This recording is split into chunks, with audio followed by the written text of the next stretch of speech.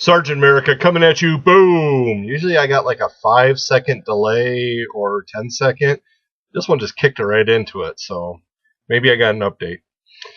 You don't care about that. Let's talk comics. I've been picking up a lot less comics. I've been working overnight, so I have not been on the comic book roundtable. 3 more months and I go back to days, so then I will hopefully be jumping right back into the comic book roundtable. Let's just see about what I've been reading recently. With the new stuff, Flintstones. I watched Comic Book Roundtable. Rez and Travis both raved it up. I've been raving it the whole time too. Smart one-shots. They do have a loose tie-in one to another, whether it be Fred's War, the interconnection between the families, just the day in, day out. A couple characters will continue to show back up. So for those that are really into it, it's an excellent read for that reason too. I mean, layers. For something that I would never have thought had layers, it's got layers. The Mighty Avengers, Earth's Mightiest Avengers, or the Avengers title. We're on number 4. Once again, I'm here for the Del Mundo art. Of course, right here, this, I believe, is going to be Alex Ross art on the cover. Of course, you'd think I would have been ready for this. The cover, yeah, Alex Ross cover, the Mike Del Mundo, yeah, Mike Del Mundo. There's some Mike Del Mundo art,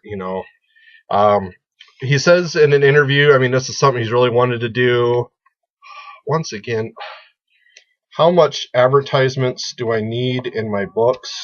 I definitely do not need, and of course you say it's only this much, but it folds out in the back end too. Makes it feel thicker. You think you're getting a deal. You're not getting a deal. You're getting more ads. But beautiful, like I said, beautiful Del Mundo art. Get off that shininess. Boom. This one is all about Kang. Mark Waid, I think, writes a good Avengers. But I am not a huge fan of time travel because then it's jumping and allows writers to just pull things out of their butt. Waid, I think, has thought it through a little bit. But now as we come to time travel again, Old Man Logan. This one, I can't complain about. We do see Logan in our current time storyline, and we see it back in the Wasteland story time. I think it's very nice how this is all being written, so I will definitely give props to Lemire on this one. Mainly the overarching Wasteland storyline has been really good. The mini arcs for the current time storyline, they're okay, but I mean, of course, it's the Sorrentino art, as we can see in this mask of Kang here. And once again, Kang, time travel. But this one, Logan is going up in space, which normally scares the hell out of me when a writer does that, because we don't see space written very well. We as humans don't survive very well in there. Notice I didn't say you as humans.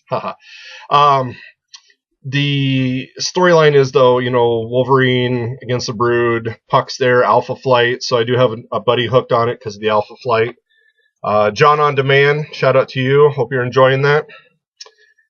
Here's our super villain book, Infamous Iron Man. I do like Doom as Iron Man, trying to be a hero, knowing there's things he's supposed to do, so he does it because he knows he's supposed to, not because he feels he's supposed to. I like that. And maybe I even mentioned these before, so I'll go a little quicker. Red Hood and the Outlaws, I can't wait to see where the story progresses. Especially, it's going to be an interaction between Jason Todd and Bizarro, my favorite, to see what do you do with a bad Superman. The Hulk. I got into the book because of things like this. I wanted to see her Hulk out. I'm a meathead. I want to see, I used to love the Savage She-Hulk, the Red She-Hulk, some of those adventures. Jen in the courtroom and that kind of stuff, I was not as big a fan of. But once again, I'm reading it because this is a good storyline. There's not meathead moments in it. There probably will be 1 or 2 small ones, but it's a really good written book. Not crazy, of course, about the price on it, but like I said, for Marvel, it's a good one. The Community Challenge. Of course, we're just going to skip over the first story. Second Park, I love that Eaglesham artwork. It was the thing that kind of kept me on the Secret Six for so long. I really enjoyed his work there. And I think the second storyline was decently written. I can't wait to see how this continues along. I really kind of am in it for the art, but of course I've always been in most of my books for the art. So, saying that, Frank Cho bought it for the art. It is a pretty weak storyline. Even for a meathead like me. The first one was pretty awesome. I mean, there was lots of great meathead moments, blood, gore, but it seems like he really toned his sex down in his own book. So I was kind of, that was weird. I thought that's what he's always pushing is, I can draw sex as much as I want, and I can make the girls all voluptuous, and if you hate it, you're just a hater. Well, I thought it was all right. But then you go and you wuss out. So, and the storyline is super weak. I'm not impressed. I may not even get the last 2 issues of this. It's only 5 issues, but like I said, it is failing fast. So, and it's like this is the 3rd one. I think I saw it was supposed to be advertised. Number 5 is supposed to be coming out like next week. That just shows how far back he got behind that one. I went to my used bookstore, picked up Avengers Assemble. Once again, I picked it up because the artwork, as I'm flipping through, it's a pretty decent storyline, mainly with the Spider Ladies. So, oops, I don't want to show that one off. So, I mean, we have Spider Woman, Black Widow, and Spider Girl, I think also known as Arachne for a while there. They're a strong part of this book, and it's really was enjoyable for that reason. And of course, I get it at less than half the cover price because it was used. And I guess I already teased you with this. I can't wait to read it. What's the Matter with Batman? This is an unauthorized clinical look under the mask of the Caped Crusader by Robin S. Rosenberg, Ph.D., and forward by Dennis O'Neil. I think it's going to be interesting to see them crack. I looked through it a little bit. It's about psychiatric disorders and which ones Batman may have. So for all my Bat fans out there, after I read it, I'll let you know how that went. Speaking about Batman, so Hoopla, the library online source allows me to go through and pick up books. So, I mean, we see this wonderful Bruce Wayne. Everybody knows it's Bruce Wayne. Reading it, I was picking it up in single issues. I was not as happy with King's writing on this as I've been with his writing on Sheriff of Babylon from what I heard about Vision. So I had really high expectations. I'm also in comparison with other writers, so I needed to drop it. I let it all go. So I pick it up in library form for free, and I read it, and it felt like I read half of a story. With it coming out every 2 weeks, I got through this trade. It didn't feel like a trade. It felt like just a few issues, and I think that was another problem with the storyline is we're seeing it's extremely decompressed.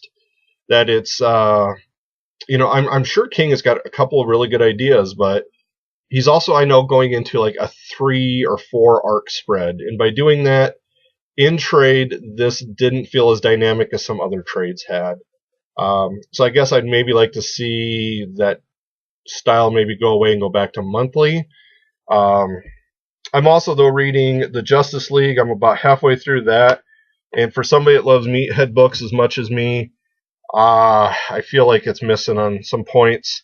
I know there's others that have been real happy with Justice League.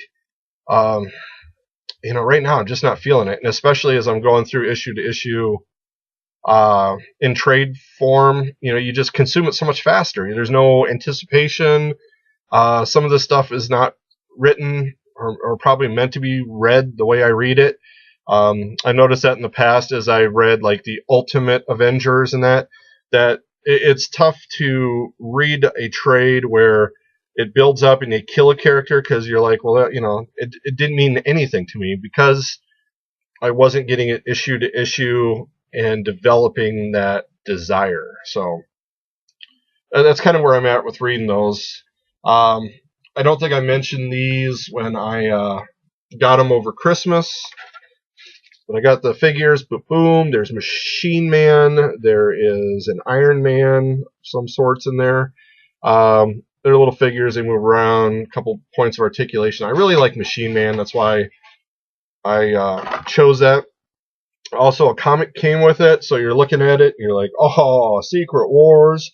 You know, it'll be interesting. This is Secret Wars #1. No, if you look down here at the bottom, it is Superior Iron Man #1.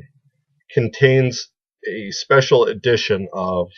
So, you know, Marvel does these little things like that. And I know people always say, you know, you're stupid if you don't really look at the fine print. Well, boom, Thor's. So, you know, we got Jane Foster here. I got Odin's son with his axe and her hammer. And I'm not going to be able to show it very well. It does have the full inscription in it. Looks really great. Once again, comic book with it. Thor's #1. That's really great. But boom, boom, boom. If you look at it, it is the Mighty Thor #1. So, you know, it was just one of those things where, you know, of course I have both of these comics already. I wanted the figures mainly. I like them. It's just one of those things where, I don't know, little things Marvel does sometimes that irritates me, you know, and I like my Marvel. A little dirty. I've been working in the basement. That's it. Reading and playing around, trying to get some of the stuff organized. Going through my library, trying to reorganize my library, hoping to get some new shelves. And that's it. I'm reading a lot of Hoopla right now, some used books. Probably about 4 to 6 issues every week. I think this week coming up, 6 to 8 maybe. And I'll keep putting in my Twitter at sergeantamerica.com, or no, not .com, Sergeant America at Twitter. Or, of course, as you see on my site, of course, if you probably follow me here, you probably see it all anyway. Thankful for any friends that watch this. If you happen to come across this and you're new, I'm always glad to see new people. Always glad to hear what new people have to say. You know, I do it for the friends. I don't do it for the hits. I do it for discussion. I do it to see other people put out videos. I do it because I love comics. So keep buying them, voting with those dollars, loving every issue. Destroy the ones you don't. Otherwise, Sergeant America, catchphrase.